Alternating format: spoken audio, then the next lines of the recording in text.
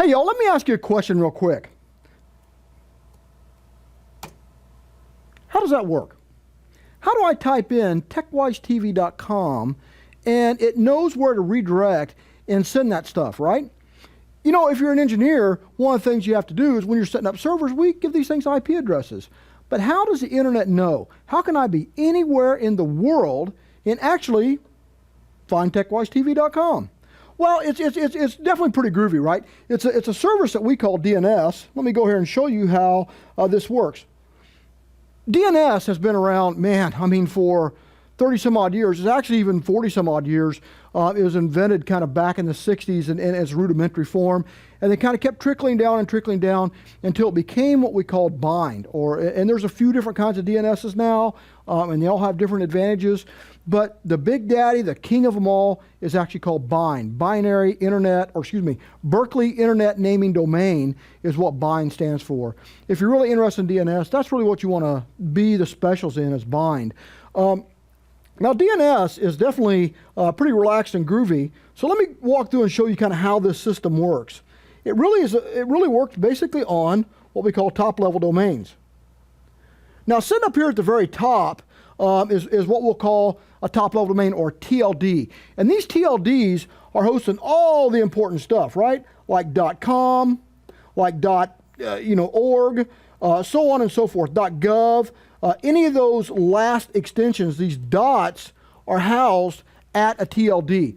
Now, they're what we call root servers that actually host this stuff.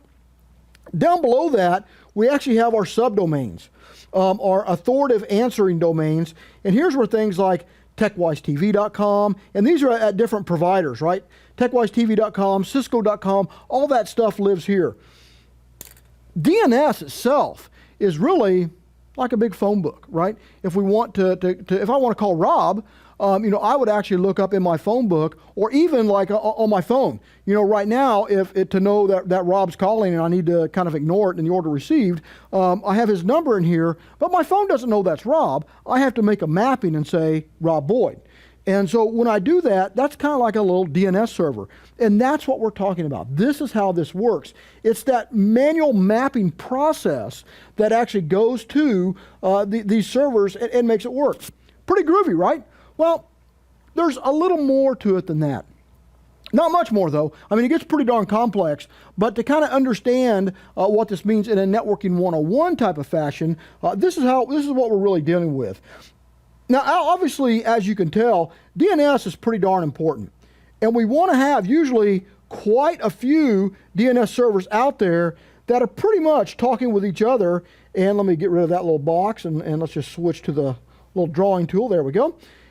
We want these talking to each other and sharing information, because typically we're going to enter all of this information into these domains, and to get it to work right so people can find us, it needs to transfer. It needs to do what's called a zone transfer. Now, zone transfers are critical when it comes to communicating to the outside world. We want to be able to let people know that here's how you get to techwisetv.com. However, where we have like videos that we're editing, stuff like that, we really don't want the world to actually see that. Those are internal DNS servers. So in today's network, you're going to have more of a split DNS domain. You're going to have your external stuff you want everybody to see and access, and your internal stuff that you don't want anybody to actually connect up to. Very big discussion here, so we don't really want to get too far down the weeds, but just to let you know, there's a true difference between how we're setting this up. Now, in a 101 fashion, DNS servers are allocated based upon, let's go back to the phone book analogy, okay? In the phone book side, we have a residential and we have a commercial side, and then we have a government side, and then we have those pages in the back nobody ever looked at that kind of have little red tabs on them. What we're doing is these are all very specific name servers. So to find techwisetv.com, that's called a server record. And what we call in DNS, we call it an A record. An A record indicates a server, and it's basically saying that techwisetv.com, I'm going to shorten it here just for the heck of it, is actually at 172.16.1.2. Now, one of the things we want to do as well is we want to be able to index or look at this name backwards, or what they call a recursive lookup. So you'll have this also entered in backwards as well. So we'll have that under a CNAME lookup, and that'll actually say, basically it'll say the same thing. It'll say 172.16.1.2 is equal to TechWiseTV.com. Why? Because a lot of people, a lot of tools are going to connect up with an IP address. Now you can really find this information pretty quickly by just using some tools that are at your disposal. Most operating systems out there today have lookup tools where you can find out what DNS does. Let me show you one. Now I'm on a Mac right here, and in this Mac, I'm actually going to say that, okay, I'm going to bring up my terminal command, and I'm going to use an old Unix favorite, and we're going to call this NSLookup. We're not going to call it that. That's actually what the tool is called. NSLookup stands for Name Server Lookup. So let's do TechWiseTV.com. Did I spell it right? I did. Look at that. Rob will be so proud. Okay, now you see the information I got back. This is telling me that this is TechWiseTV.com. This is who answered this command. This is a non-authoritative answer for TechWiseTV.com.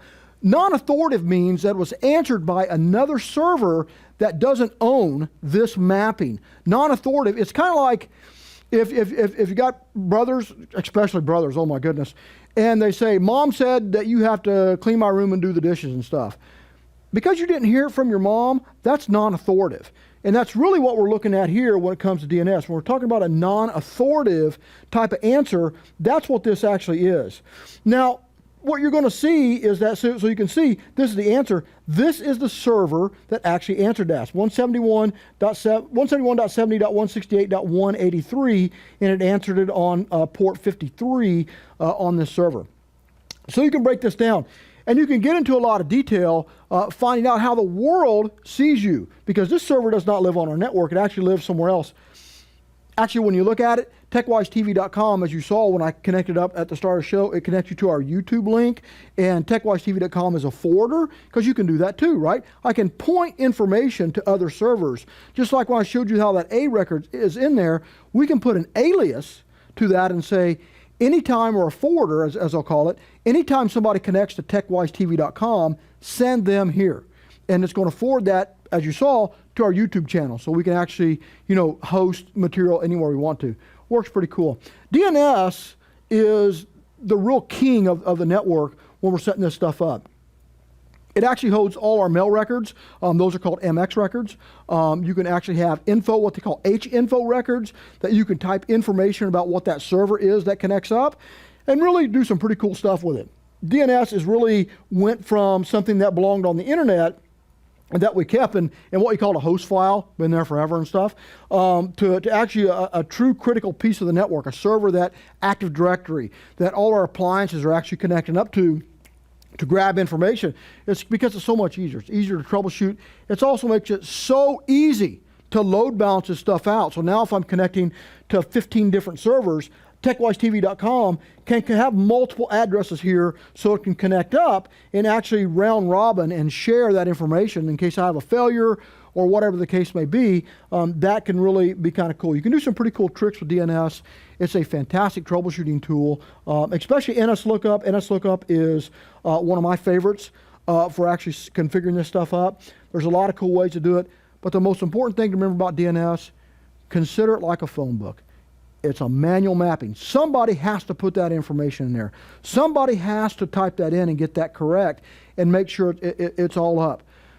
But just like that phone book, there's times that we may want an unpublished number, and we don't want people to find us in there. And those unpublished numbers really should be stuff like our internal servers and stuff. We don't want to allow zone transfers with the world, just only with the people that we trust, only with DNS servers that really need that information in there. So always consider, when you're looking at setting up a DNS server or you're trying to understand it, what does everybody need to know and what doesn't everyone need to know? DNS is a very split topic. Very cool, certainly very, very detailed.